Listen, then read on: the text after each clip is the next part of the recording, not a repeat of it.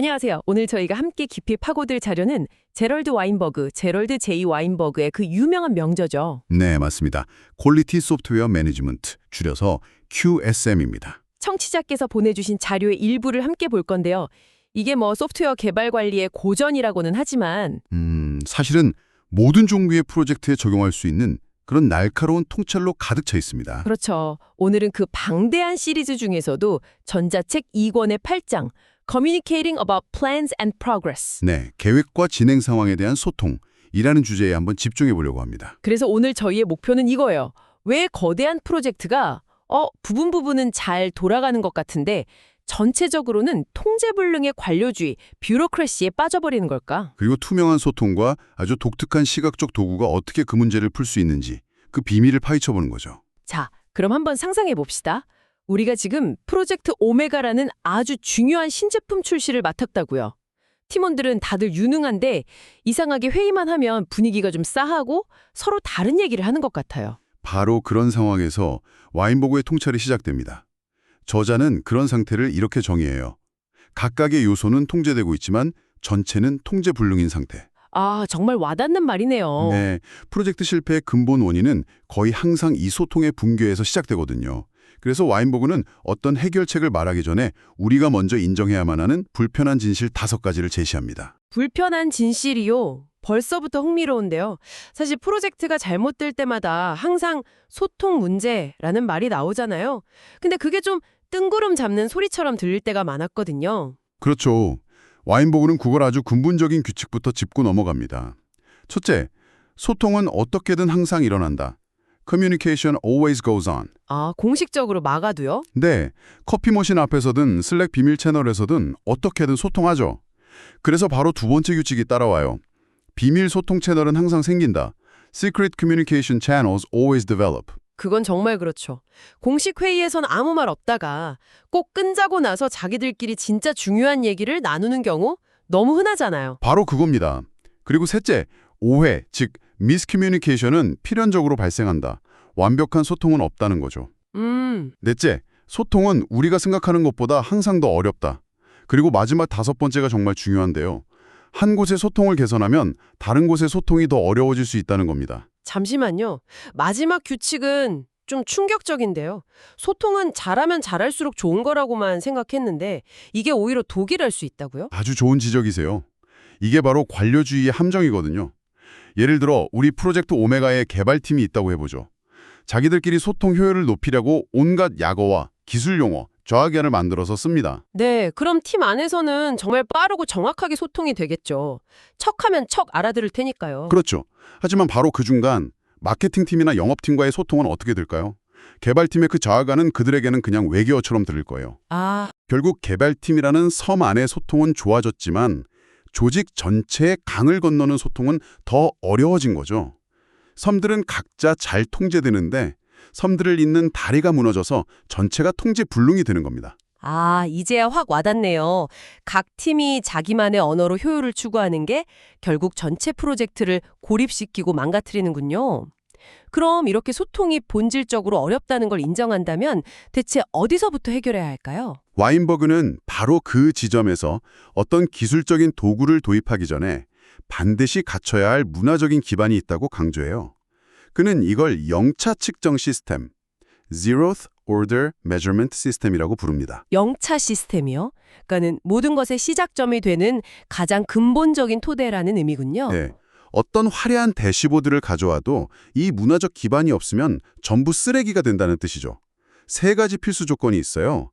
바로 개방성, openness, 정직함, honesty, 그리고 상호학습, learning from other people. 개방성, 정직함, 상호학습. 네, 첫째, 개방성은 더 많은 사람이 정보에 접근하고 소통에 참여할수록 더 정확한 정보가 더 빠르게 공유된다는 원칙입니다. 소수가 정보를 독점하면 반드시 왜곡이 생기거든요. 알겠습니다. 그럼 두 번째 조건인 정직함은요? 사실 이게 제일 어려운 부분 아닌가요? 뭔가 잘못되어 갈 때 솔직하게 말하는 건 정말 큰 용기가 필요하잖아요. 정확한 지적이에요. 문제를 제기한 사람이 비난받기 십상이죠. 네, 프로답지 못하다는 소리나 듣고요. 그래서 와인버그는 정직함을 설교하지 말고 정직해도 안전한 시스템을 만들라고 말합니다. 신뢰가 있는 조직에서는 이거 문제 있는 거 아닌가요? 라고 말했을 때 왜 그런 부정적인 소리를 해? 가 아니라 오, 좋은 지적이야. 같이 들여다보자. 이런 반응이 나오는 거죠. 바로 그거죠. 이런 신뢰가 불필요한 확인 절차나 의심에 드는 막대한 시간과 노력을 아껴주고요. 마지막으로 상호학습은 이 두 가지를 지속 가능하게 만드는 엔진입니다. 동료의 성공뿐만 아니라 실패를 통해서도 배우는 문화. 네, 그게 정착될 때 조직 전체가 발전할 수 있는 거죠. 개방성, 정직함, 상호학습. 듣기만 해도 좋은 말들이에요. 그런데 여전히 좀 추상적으로 들리긴 하네요. 이런 가치들을 그냥 포스터에 붙여놓는다고 조직 문화가 바뀌진 않을 텐데요. 바로 그 질문에 대한 와인버그의 대답이 오늘 이야기의 핵심입니다. 바로 공개 프로젝트 진행 포스터, 퍼블릭 프로젝트 프로그레스 포스터, 줄여서 PPP라는 아주 구체적이고 강력한 도구예요. PPP요? 네, 이건 그냥 예쁜 진척도 차트가 아닙니다. 방금 말한 개방성, 정직함, 상호학습의 문화를 조직에 뭐랄까 강제적으로 만들어내는 시스템에 가까워요. 문화를 강제적으로 만들어낸다니 아주 흥미로운 표현이네요. 그 PPP가 정확히 어떻게 작동하는 건가요? PPP의 핵심은요. 표준 과업 단위, 스탠다드 태스크 유닛이라는 개념에서 시작돼요. 우리가 보통 프로젝트 관리 툴에 쓰는 업무 목록과는 근본적으로 다릅니다. 어떻게 다른가요? 일반적인 차트는 보통 과업, 태스크 그 자체만 표시하잖아요. 하지만 PPP의 표준 과업 단위는 반드시 세 부분으로 구성됩니다. 세 부분이요? 네. 첫째, 그 과업을 시작하기 위한 명확한 선행 조건, prerequisites. 둘째, 실제 과업, task. 그리고 가장 중요한 셋째, 그 과업의 결과물이 제대로 됐는지를 측정하는 검토, 리뷰 단계예요. 아, 그러니까 예를 들어 로그인 기능 코딩 완료가 끝이 아니라는 거군요. 바로 그거예요. 코딩이 완료된 산출물은 아직 제품 후보, 프로덕트 캔디데이트 일꾼이에요. 진짜 제품, 프로덕트가 아니죠. 이게 검토, 리뷰라는 엄격한 과정을 통과해야만 비로소 진짜 제품으로 인정받는 겁니다. 아하. 이렇게 선행 조건과 검토를 명시적으로 표시함으로써 준비도 안 됐는데 대충 시작해서 흐지부지 끝내는 문화를 원천적으로 차단하는 거죠. 알겠습니다. 그리고 이 PPP는 그 이름처럼 사무실 복도나 카페테리아처럼 모두가 볼 수 있는 곳에 아주 크게 붙여놓는다고 들었어요. 맞아요. 거기서부터 이 시스템에 진짜 힘이 나오기 시작하는 거죠. 매주 정해진 시간에 모든 팀원이 모여서 이 포스터를 업데이트해요. 여기서부터 강력한 시각적 장치들이 작동하기 시작합니다. 시각적 장치요? 네, 특히 검토 결과를 4가지 색깔로 명확하게 구분해서 표시해요. 초록색, 그린은 완벽하게 통과, 노란색, 옐로우는 사소한 수정 후 통과, 빨간색, 레드는 중대한 결함이 있어서 반드시 재검토, 그리고 최악인 검은색, 블랙은 전면 재작업. 네, 컨셉부터 잘못돼서 전면 재작업을 해야 한다는 의미예요. 잠시만요. 그거 너무 살벌하게 들리는데요. 제1이 복도에 빨간색, 심지어 검은색 스티커가 붙어있다고 생각하면 그냥 공개적으로 망신당하는 기분일 것 같아요. 그렇죠. 동기부여보다는 네.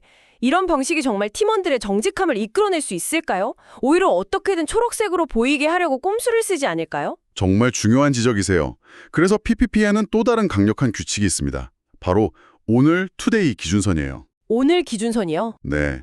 매주 업데이트받아 포스터에 오늘을 표시하는 수직선을 긋는데 이 선의 왼쪽에 있는 과거의 기록은 그 누구도, 심지어 CEO라도 절대 수정할 수 없다는 원칙입니다. 과거는 절대 수정할 수 없다. 네. 이게 바로 꼼수를 막는 장치예요. 많은 프로젝트에서 문제가 생기면 과거의 계획을 슬그머니 수정해서 마치 처음부터 그럴 계획이었던 것처럼 꾸미잖아요. PPP는 이걸 불가능하게 만들어요. 아, 과거를 미화할 수 없게 만드니까 현실을 직시할 수밖에 없겠네요. 그렇죠. 우리는 오직 미래 계획만을 수정할 수 있는 겁니다. 이게 바로 정직함을 강제하는 시스템의 핵심이에요. 와, 이렇게 되니까 주연 상태를 보여주는 시각적 은유들이 정말 강력하게 다가오더라고요. 책에서 언급된 피노키오의 코, 피노키오 스노즈 같은 거요? 네, 그 비유가 정말 기가 막히죠. 어떤 과업이 예정된 날짜에 끝나지 않으면 그 과업을 나타내는 막대가 매주 오늘 선을 넘어서 오른쪽으로 계속 길어져요. 아, 거짓말하면 코가 길어지는 피노키오처럼. 맞습니다. 프로젝트의 지연 상태가 누구도 부인할 수 없는 물리적인 코의 길이로 나타나는 거죠. 누가 봐도 아, 프로젝트 오메가의 결제 모듈이 지금 3주째 코가 길어지고 있구나 하고 알 수 있는 거예요. 시작 자체가 늦어지는 과업은 달팽이 자국, 스네어 트레일이라는 흔적을 남긴다고도 하던데요. 맞아요. 예정된 시작일에 착수하지 못한 과업은 매주 오른쪽으로 한 칸씩 밀려나는데 원래 있어야 할 자리에는 회색의 흔적을 남겨요. 마치 달팽이가 기어간 자국처럼요. 와, 이 자국을 보면 어떤 과업이 시작부터 삐걱거리고 있는지, 그리고 그 지연이 연쇄적으로 다른 과업들에 어떤 영향을 미치는지 한눈에 파악할 수 있죠. 와, 이건 정말 프로젝트의 건강 상태를 보여주는 심전도, EKG 같네요. 심장 박동이 어디서 불규칙한지 누구도 모른 척할 수 없게 만드는 거예요. 정확한 비유입니다. 이게 단순히 담당자를 망신 주려는 게 아니라 시스템에 어디가 막혀 있는지를 모두에게 투명하게 보여주는 거군요. 맞습니다. PPP가 조직에 가져오는 긍정적인 변화는 바로 그 지점에서 시작돼요. 첫째는 말씀하신 대로 완벽한 투명성, transparency. 문제를 숨길 수 없고 원인을 모두가 쉽게 파악할 수 있죠. 비난 게임이 아니라 문제 해결 게임으로 전환되는 거네요. 네. 그리고 두 번째 효과는 경영진의 일관된 메시지 전달입니다. PPP의 가장 중요한 규칙 중 하나는 경영진의 계획과 약속 또한 똑같은 포스터 위에 공개되어야 한다는 거예요. 아, 경영진도 예외는 아니군요. 그럼요.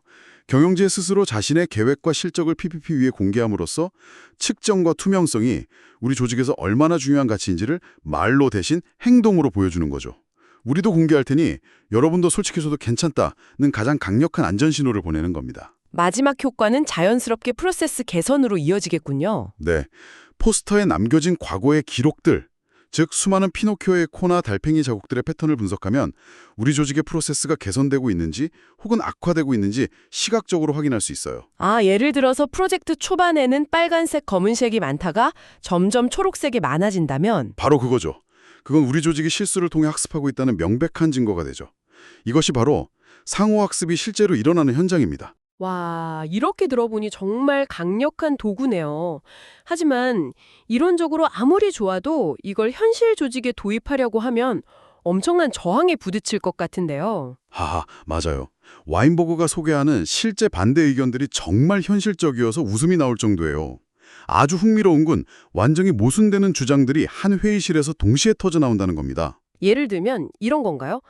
이건 우리가 한 번도 해본 적 없는 방식이라 도입할 수 없다라고 소리치는 사람이 있는데 바로 옆자리에서는 다른 사람이 이건 우리가 늘 하던 거랑 똑같은데 뭐하러 형식만 바꿔서 하냐라고 불평하는 거죠. 하하, 정말 모순적이네요. 또 어떤 관리자는 이렇게 다 공개하면 관리자 앞에서 우리 팀원들이 민망해진다라고 걱정하는 척 하는데 사실 속마음은 이러다 직원들 앞에서 내 무능함이 드러나면 어떡하지? 이거고요. 그렇죠.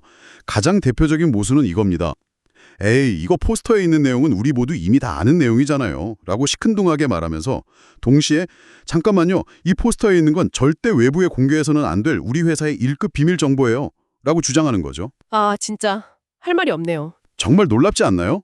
이쯤 되면 그냥 나는 변화가 싫다는 말을 아주 길고 복잡하게 돌려서 하는 거나 마찬가지입니다. 아, 그러니까 PPPP 도입에 대한 저항 자체가 조직의 건강 상태를 보여주는 혈액 검사 같은 거군요. 네.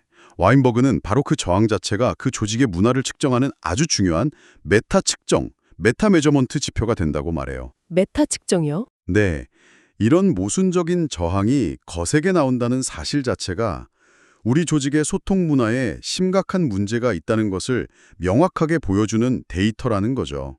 PPPP를 도입하기도 전에 그 도입에 대한 반응만으로도 이미 조직의 현주소를 진단할 수 있는 겁니다. 정말 대단한 통찰이네요. 결국 오늘 우리가 살펴본 내용은 프로젝트의 성공이 열심히 하자, 소통을 잘하자 같은 추상적인 구호에 달려있는 게 아니라는 점을 명확히 보여주는 것 같아요. 맞습니다. 성공은 공개 프로젝트 진행 포스터, PPPP와 같이 정직하고 투명한 소통을 할 수밖에 없는 환경을 강제하는 구체적인 시스템 설계에서 비롯된다는 거죠. 좋은 문화를 원한다면 좋은 문화가 저절로 자리 잡을 수밖에 없는 운동장을 설계해야 한다는 겁니다. 오늘 대화 정말 유익했습니다. 프로젝트 오메가 같은 거대한 일이 아니더라도 우리가 무언가를 계획하고 실행하는 모든 과정에 적용해 볼 수 있는 원리인 것 같아요. 그렇다면 마지막으로 당신에게 이런 질문을 드리고 싶네요. 만약 당신의 현재 업무나 개인적인 목표에 이 PPPP를 아주 작게라도 적용한다면 어떤 모습일까요? 아, 계획과 현실의 차이가 만들어내는 피노키오의 코나 달팽이 자국을 피하기 위해서 지금 당장 주변 사람들에게 공개하고 함께 추적할 수 있는 단 하나의 작은 과업은 무엇인지 한번 생각해 보시는 건 어떨까요? 아주 흥미롭고 동시에 약간은 두려운 질문이네요. 오늘 깊이 있는 대화 나눠주셔서 정말 감사합니다.